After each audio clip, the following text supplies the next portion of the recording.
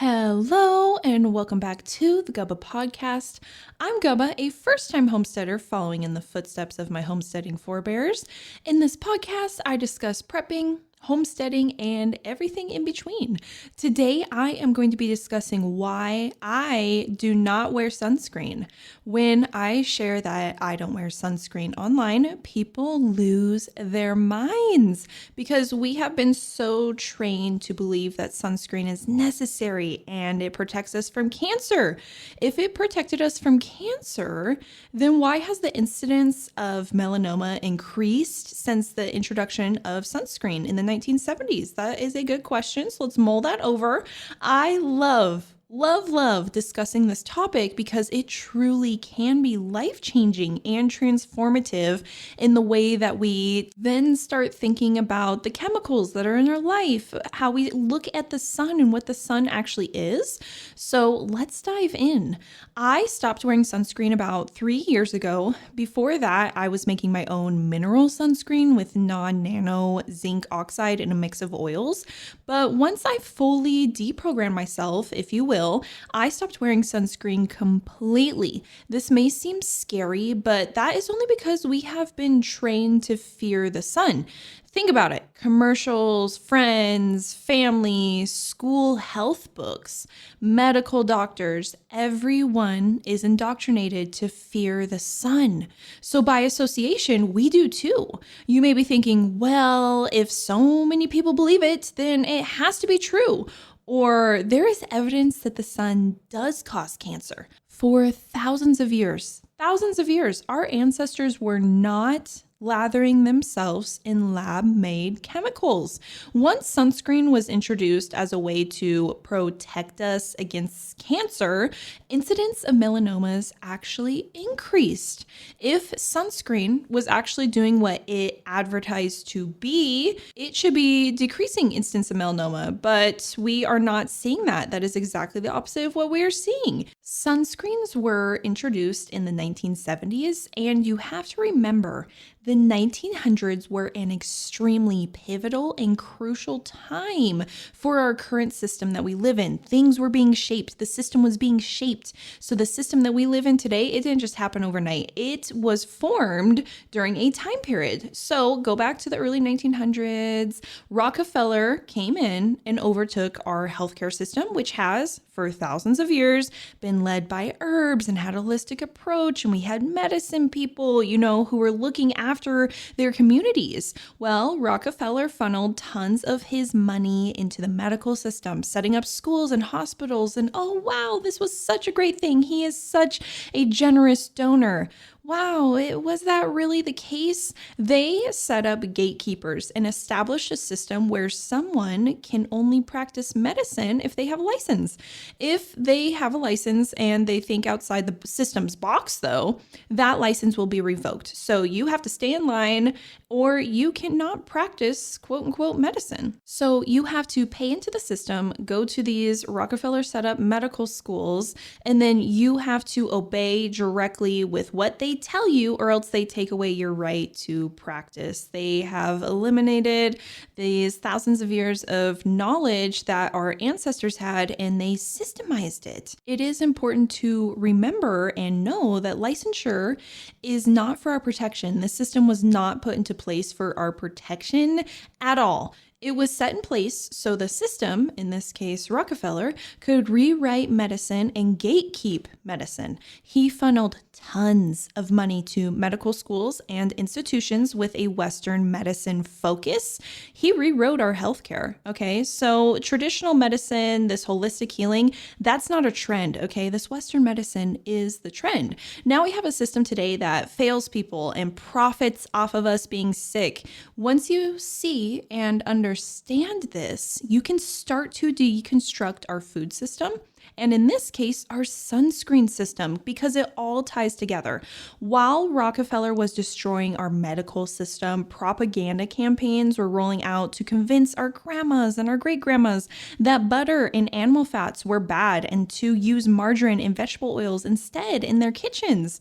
These foods that we've used for thousands of years, the system rolled out and convinced our grandmas that they are no no longer good, and you are a bad homemaker if you are using butter. Our food system became polluted.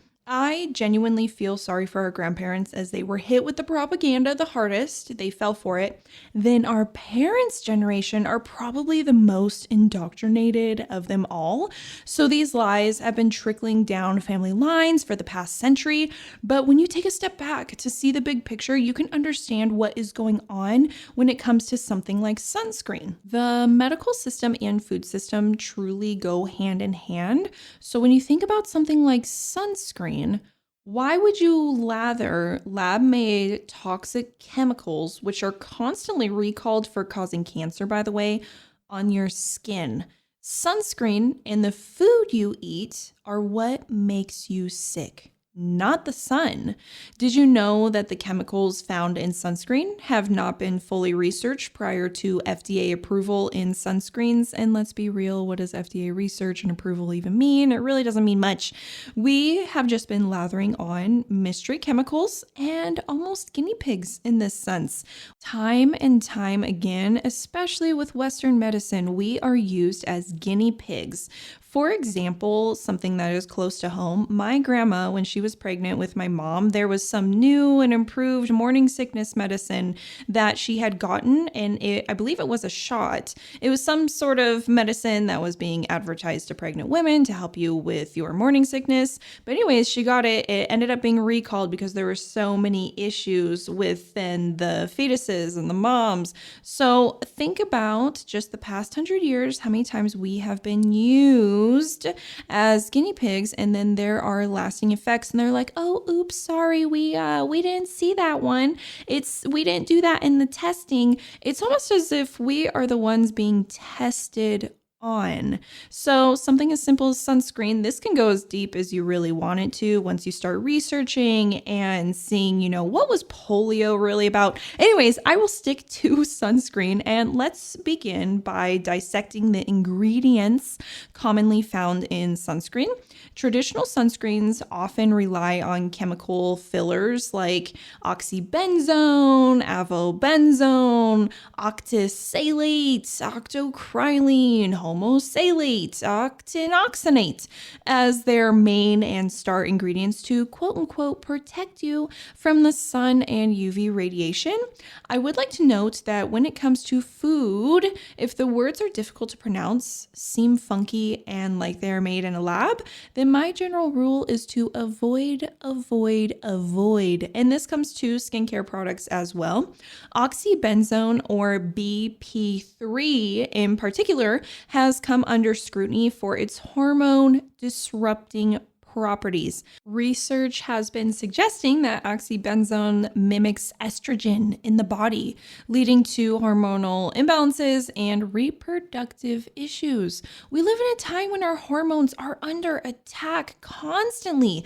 That's a conspiracy for another day, but think about it. Speaking as a woman, when I was a teenager and went to the doctor about my skin, the first suggestion was to put me on hormone-altering medication, aka birth control. I remember asking my doctor, well, what about diet? How does that play into my skin? There's no link between your diet and your skin. Wow. What an example of how our medical system has been misled, but hey, they're coming to the light now. But that's an example of just being a guinea pig, and I'm not here for it, and you shouldn't be either. But I didn't think twice about birth control, and neither did anyone around me, because all my friends were already on it. I still remember being at the lockers my freshman or 9th grade year, and my friend saying how she took 5 birth control pills at once, because she was behind and got sick. Like, why? As young girls, were we taking medication that drastically changed our hormones and brain chemistry? I find it interesting to look back at that time of my life, and after I got on birth control, my emotions spiraled, and with what I know now, I do believe birth control had its role to play in that, with a young teenage girl being put on a toxic medication as such. With all of this being said, we don't need another element like sunscreen impacting our hormones. The water we drink is affecting our hormones as well. Additionally, people have been concerned about oxybenzone's environmental impact, with studies linking it to the coral bleaching and reef destruction. So if it's killing the environment, What is it doing to you? I try my best to move in similitude with nature, and if something is destructive and toxic to nature, I can only assume it will be to me too. But oxybenzone is just one piece of the puzzle. Other chemical filters like octinoxate and octocrylene have also had an impact on our health and the environment. These chemicals have been found to accumulate in the body and the environment with long-term consequences that are still being quote unquote studied. Side note here, I take all studies with a grain of salt. There are places that can be paid to get any sort of results the payee wants or needs, and those works will still be published. Who funds what? Like, what's going on? My crystal clear glasses are understanding that everything runs on money. Last time I discussed this, someone sent me a quote unquote study on how sunscreen doesn't cause cancer. And it was a mainstream news report from like CNN or something. No wonder we are in such muddy waters with our health and truth if people think mainstream news articles are studies and that's where they are getting their guidance. Again, discern for yourself. But like I mentioned earlier, when you take a step back and see the whole picture of the attack on our health, especially over this past century, it makes sense they would want us to lather ourselves in toxic chemicals, right? It makes us sick. Sick people generate money. I wonder if the people who follow the news also saw the news around 2021, 2022, when scientists were petitioning the FDA to take certain sunscreens off the shelf because they have carcinogens like octocrylene that cause reproductive harm. Sometimes things do boil to the surface when people are making such a stink about it and it can't be hidden anymore, but then it is brushed under the rug and it is hidden from general internet searches. So you just really have to decipher and have discernment when it comes to truth and what that means to you.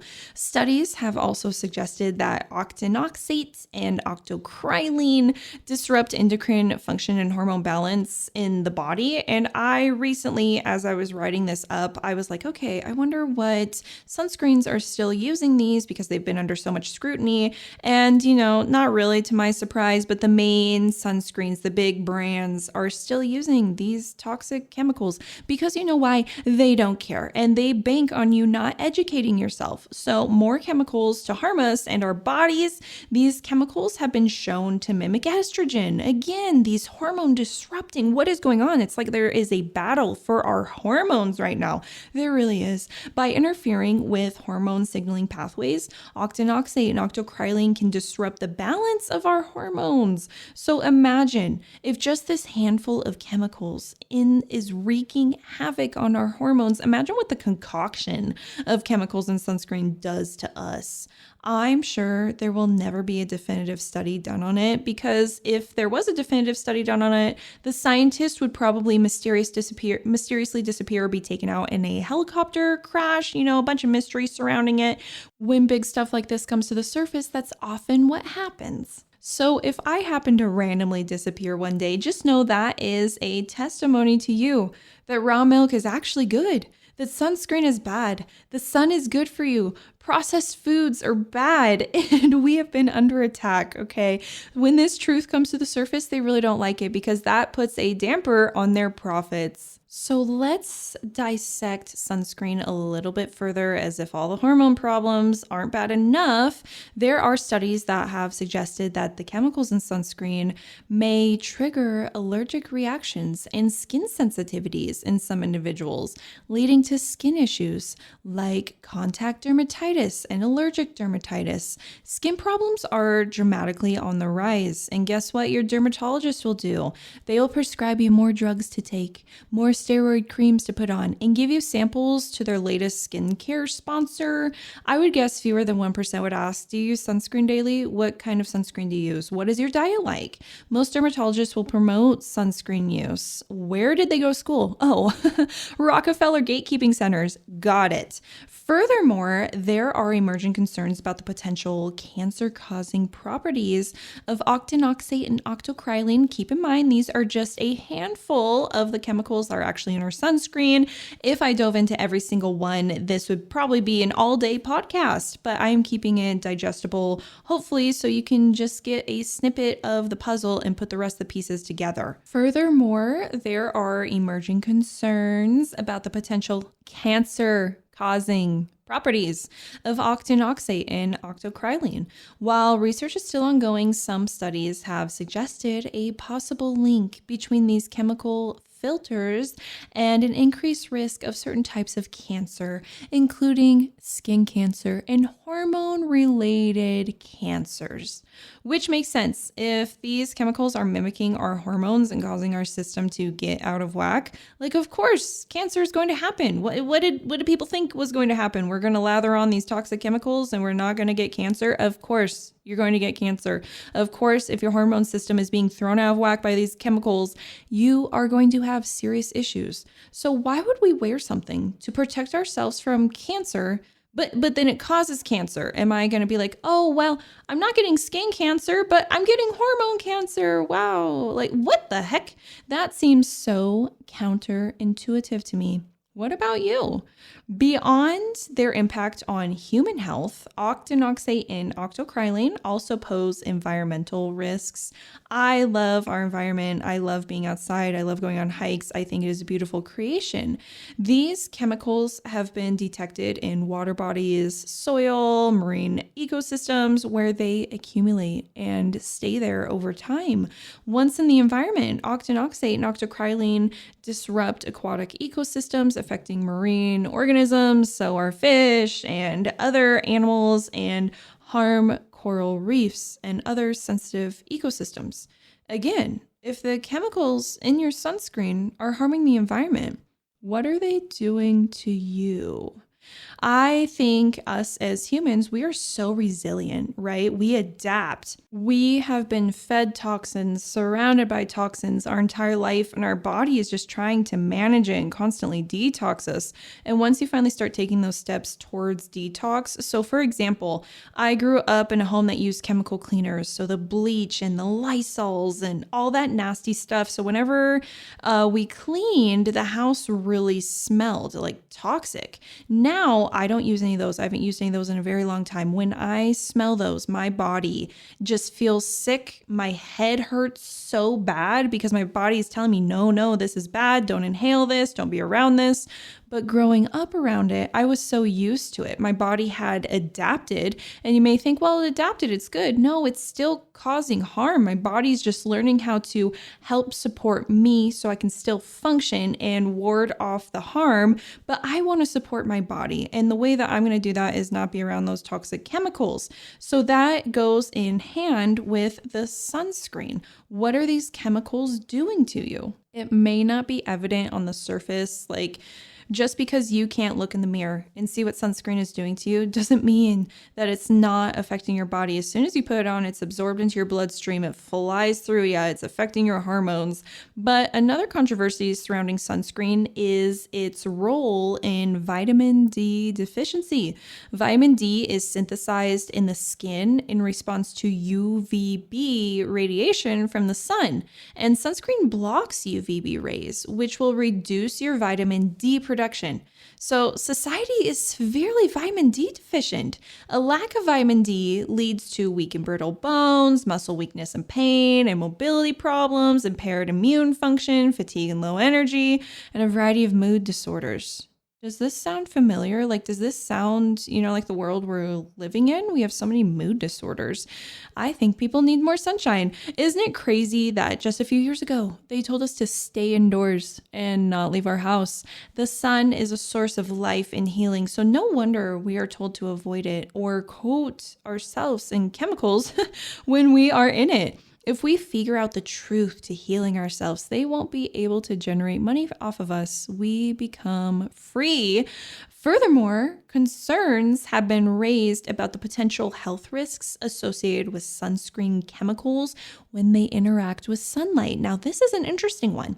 Some studies suggest that certain sunscreen ingredients, particularly when exposed to UV radiation, may generate free radicals and other reactive species that could damage the skin and increase the risk of cancer. So let's dive into this a bit. As if it wasn't already bad enough to have chemicals in sunscreen causing hormonal harm, reproductive harm, these chemicals can react with the light and cause even more damage to our bodies.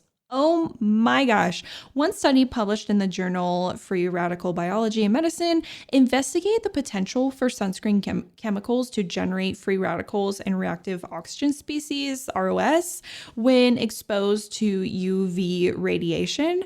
Free radicals and ROS are highly reactive molecules that cause cellular damage with DNA, proteins, lipids, so our entire bodies, potentially leading to oxidative stress and cellular dysfunction. Okay, and this study examined the photostability of various sunscreen ingredients, including oxybenzone, octinoxate, and avobenzene under simulated sunlight conditions. So these scientists were like, okay, like what are these chemicals actually doing? Like, how do they react when, they have sunlight on them?